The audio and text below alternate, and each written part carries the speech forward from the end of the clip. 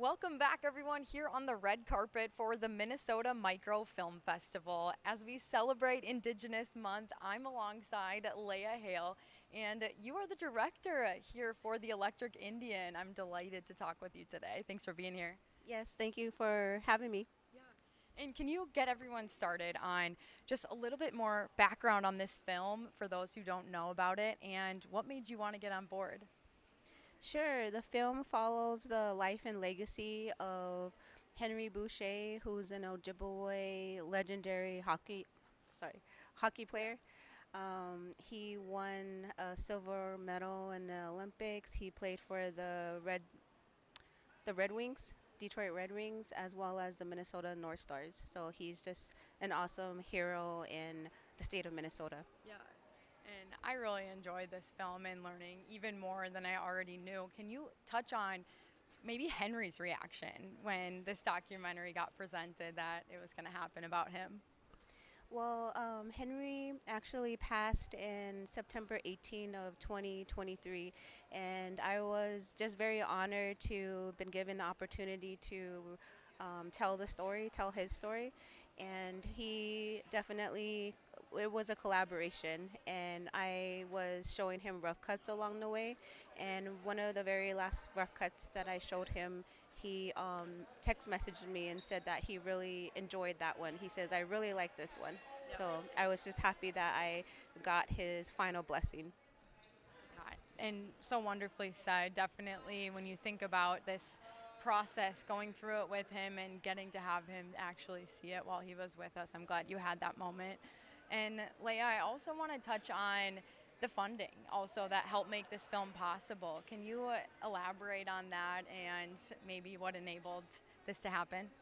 Sure. So our funding is from Vision Maker Media, and they're the largest source of support.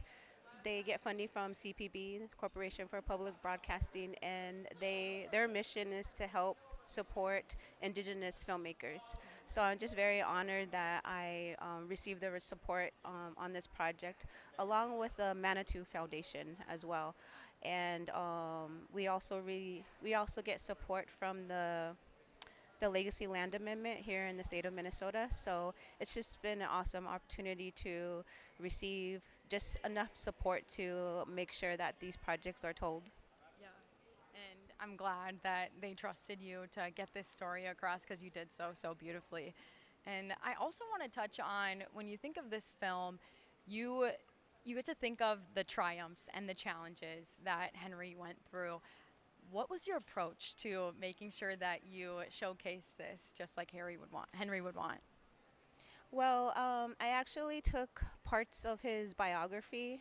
He wrote a biography, and it took a lot of research and just trying to figure out what moments I wanted to highlight.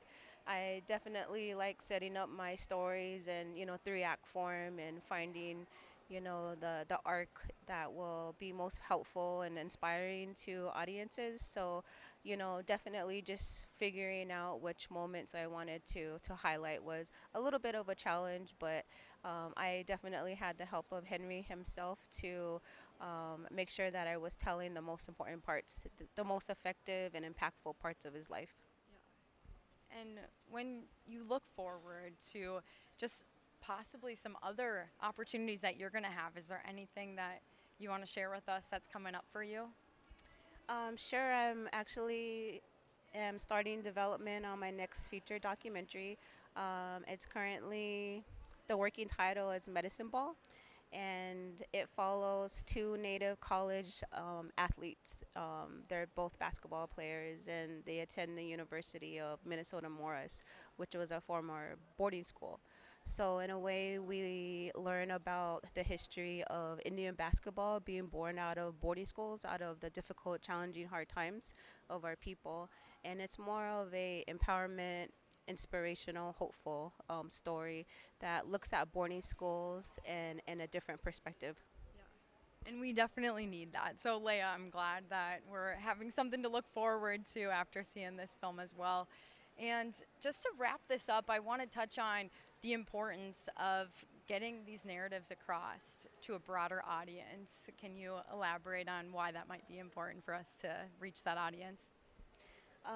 Yeah, so when when I'm producing Indigenous stories, I definitely look to the Indigenous audience as my primary focus, but I also always look to the different secondary audiences that are more or less like allies and educators and people who want to see Indigenous people succeed and want to further, just our representation and mainstream media. So I always like to, make my films more of an empowerment stories and more hopeful stories, because I definitely want to inspire not only just Native people in general, but especially the upcoming Indigenous storytellers like myself.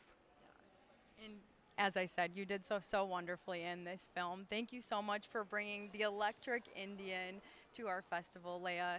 But also, we want to touch on, of course, the Minnesota Humanities Center funding our festival, making this possible for you to be here with us today. So special thanks to them. But thanks again, Leya. I'm looking forward to seeing your film here soon. Thank you. Appreciate it. We'll be back here on the red carpet coming up next with more awesome filmmakers like Leya. Stick around.